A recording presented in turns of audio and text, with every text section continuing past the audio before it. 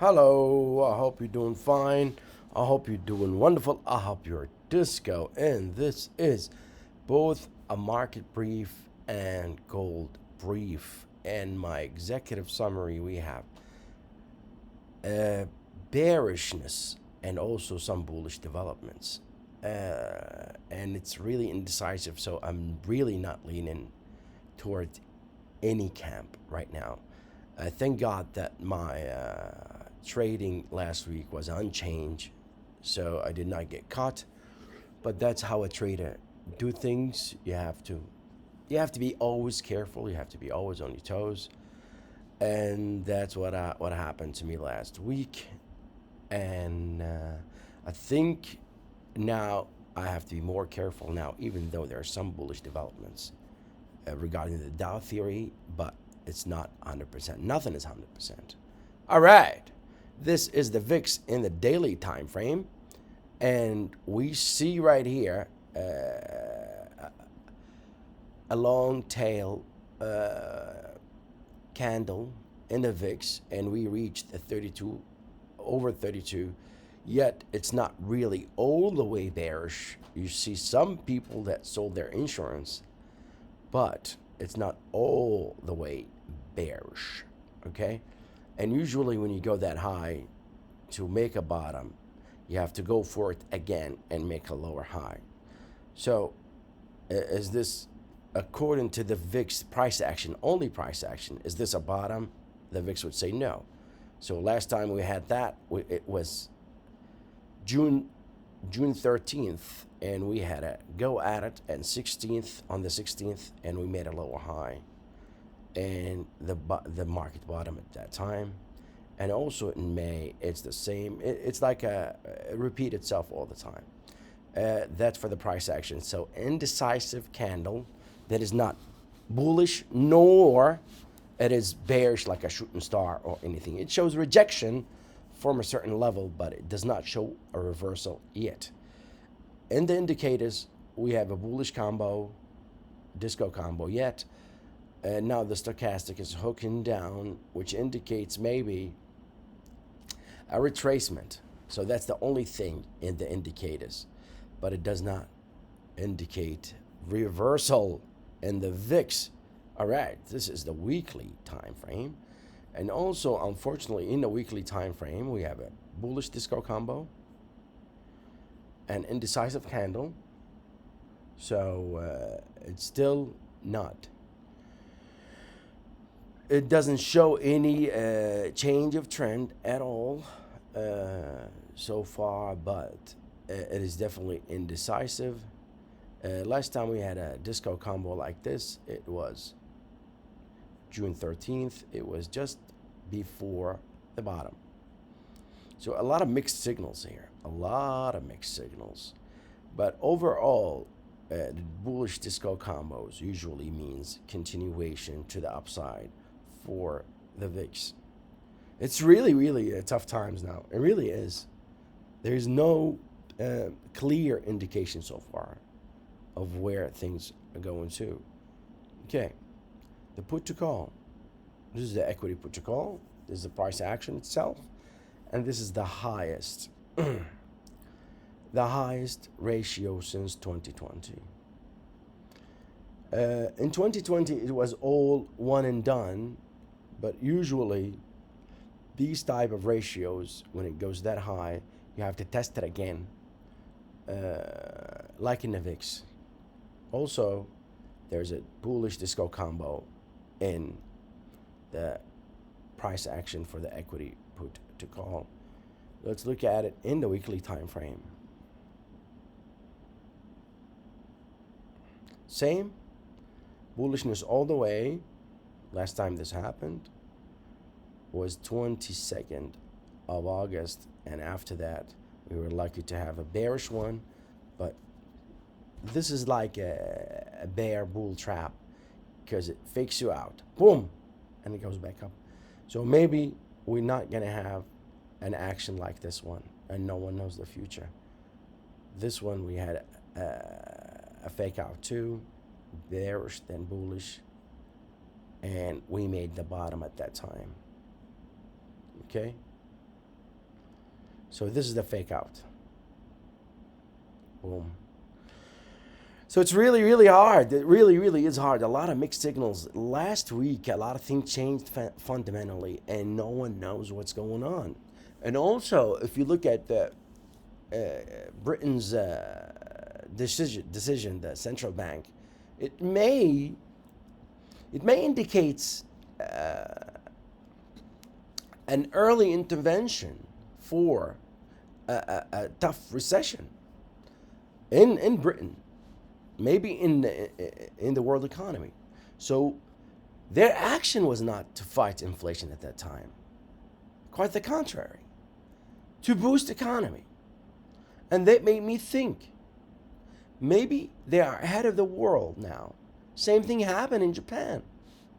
The world was fighting inflation, yet Britain is trying to get its economy back up and running. So that's why maybe the oil went down. So no one knows. It's really tough time, tough environment. I'm telling you, it's really tough. Okay. Let me look at the disco signal. It's absolutely amazing. It really is. Also, the 20-day moving average for the ratio is the highest since 2020. There's definitely fear in the markets, and no one knows what's going to happen. And there will be a lot of chaos, a lot of short covering, and a lot of people that try to make money, but it does not make the environment easy. So let me conclude what happened in the VIX. VIX is indecisive. In the past, disco combo in the VIX mean continuation. In the past, if you make that high in the VIX, you have to test it again. So in the past, that VIX action never called a bottom unless you test it again. Also, same thing with the put to call, with the exception of 2020. It could be one and done, like what happened in 2020. But even in 2008, it was not like that. In everything, I looked at it. You have to have a go at it again, except in 2020. And also, as I always mention, it's always unsafe to go long while the disco signal, the bearish disco signal is on. It's a really tough environment. Thank God I'm all cash. Okay, this is the UUP for the dollar ETF. The good news here, and it's not really that good, but if you make this is A, let's assume this is the dollar, because I did that in the dollar, not the ETF.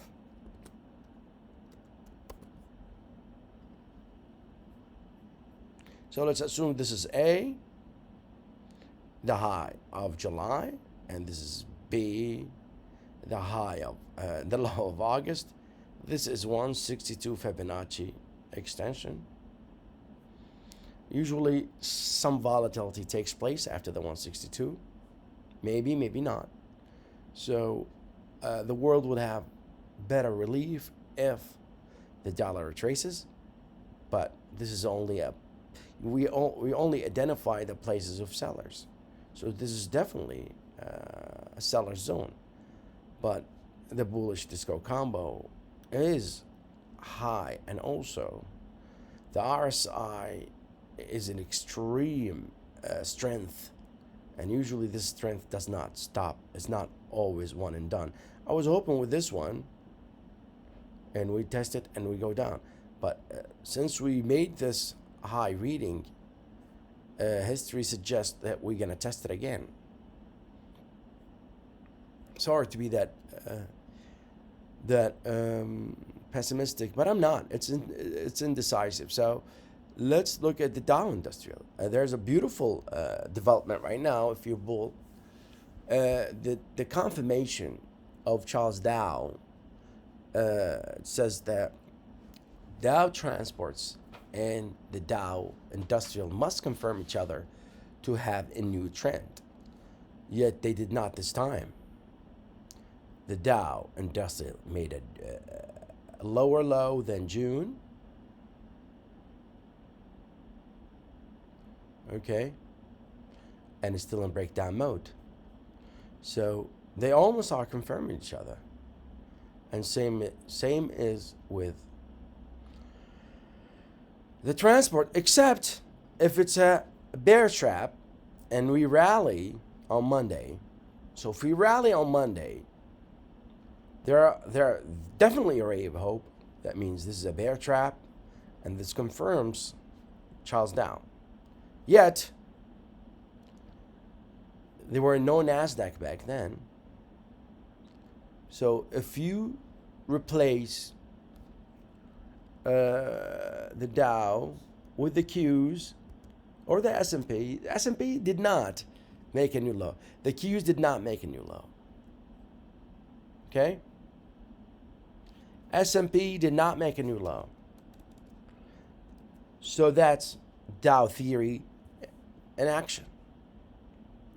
Although the Dow Industrial made in breakdown mode, yet the S&P is not.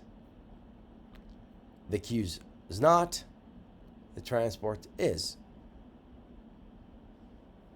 So that's a ray of hope.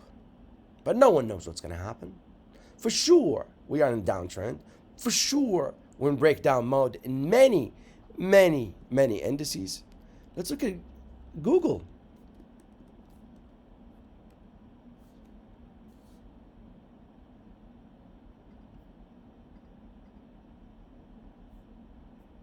It's been in breakdown mode for some times. It's a market leader. Let's look at Microsoft.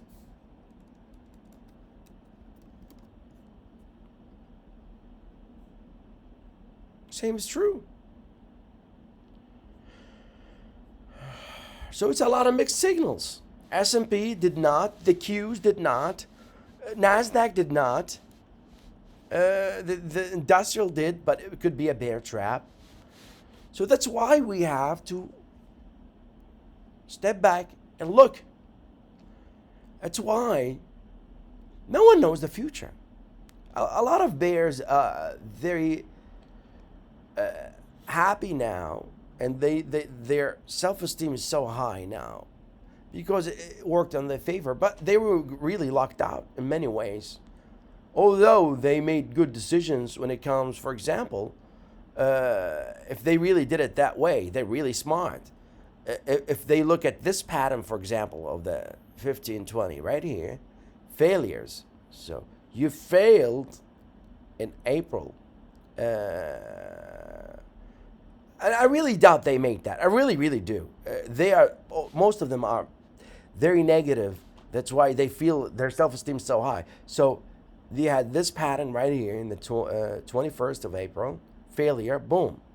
And the same thing happened here. You could look at time and price and duration. It's very close and break down.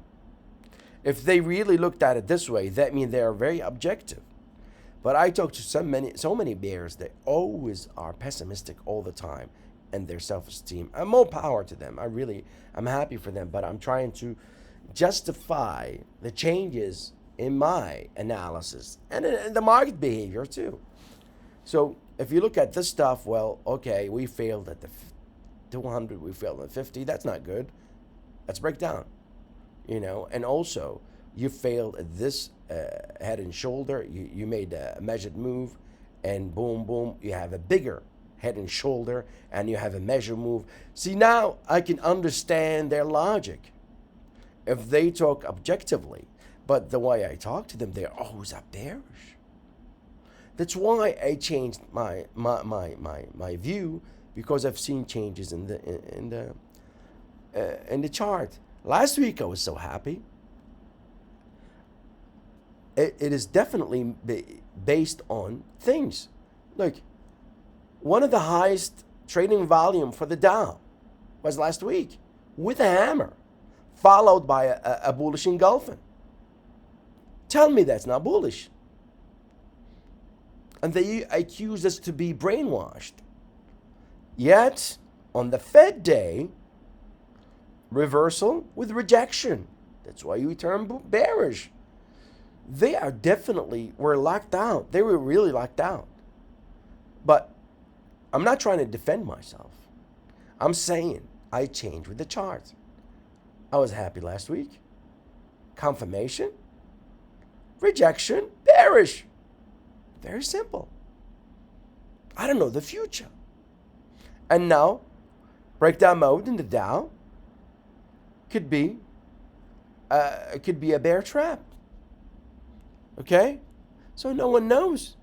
Even though the market leaders been in breakdown mode for some time. So market leaders usually they're leaders because they lead. Even though Tesla is an Apple now, more of market leaders. So maybe I should correct myself. Tesla and Apple are more, they lead the market more than Microsoft and Google.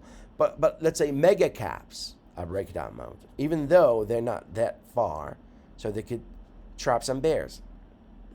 Okay? Good deal. So I talked about this one for the Dow, for the hammer and things. Oh, another thing, I'm not impressed with the volume of this bounce. Not impressed at all. If history repeats itself, a beautiful bottom will come in above the average volume. Like what happened in June 17th. And impulsive move, corrective, zigzag, beautiful, bullish. I got really bullish if you look at my videos in this day. Extremely bullish. You could go back. Because of 1, zigzag, 2, up we go. Okay? So we try to be more objective. We don't know the future. No one knows the future. No one knows the future. And we must change all the time to preserve our capital. Good deal. So I'm not impressed about the volume. Even if it's the bottom. Absolute bottom. The bottom. I'm using the tools that I used to use all my life. Okay? Sometimes this high volume comes at the bottom or close to a bottom. So you could add this to this. I'm okay with that.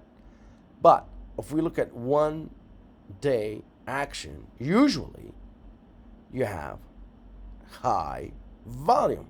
Okay? Good deal. Gold. Fortunately and unfortunately, if you have this as A and B, the low is 127, 138 Fibonacci extension. So this could be a place where the buyers gather, but there's no evidence of a reversal in gold. Okay? And also, it's embedded. The stochastic is embedded, and it's never been good. That means liquidation. So, and it did not really rally. I notice sometimes gold and gold miners rally with the market and give us a view that a bottom might be in. And also, so many people know, or maybe speculate, including myself, that gold is used for cash equivalent. And if it keeps selling off while the market is trying to bounce, that is not a good sign. Gold and the market, usually these circumstances, at least corrections, they show bullishness in tandem. This also happened in 16th of June. See, this is 15th, 16th. See, this is price action. See bullishness here, even though gold reversed after that. But the market bottom. See, look at this, 15th, 16th. Let's see what happened in the Dow in the 15th, 16th. So this is 15th, 16th, and after that we have the 17th, which is the bottom. Let's see what happened in gold.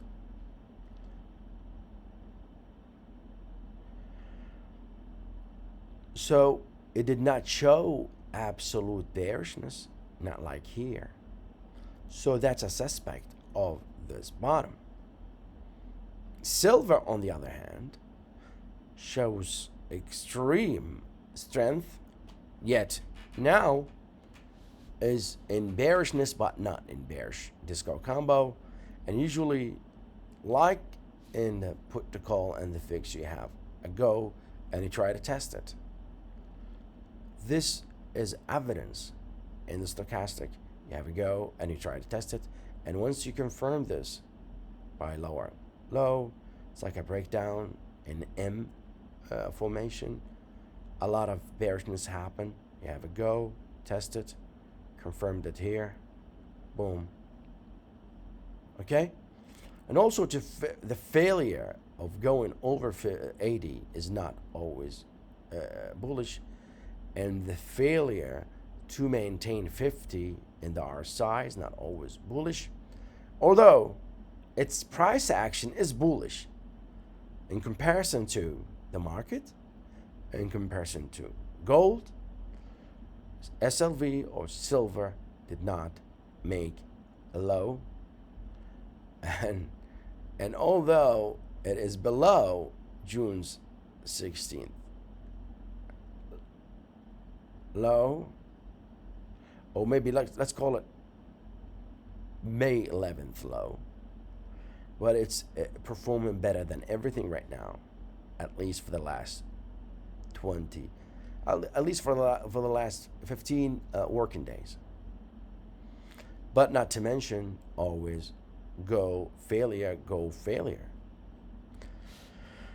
It's indecision. This is GDX, the ETF for gold miners. Also, in a healthy bounce, it shows strength. Did it show it now? Absolutely not. Did it show strength in June 16th, 15th, 16th? Yes. And you could look at it here. Say Feb. Let me put it next. Okay. So let's look at May 20th.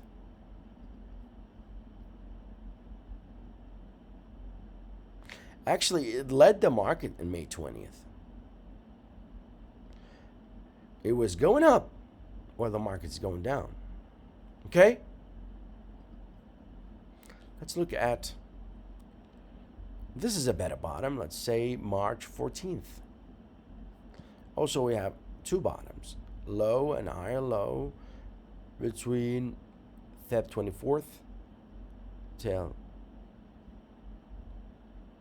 March 8th. Oh, sorry, this is an exception because of the Ukrainian war, so it's not relevant. Let's look at previous ones.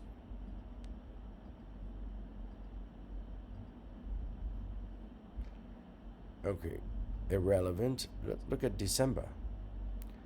So we had one December 2nd. Let's call December 20th higher low. So look at December 2nd and 20th for GDX.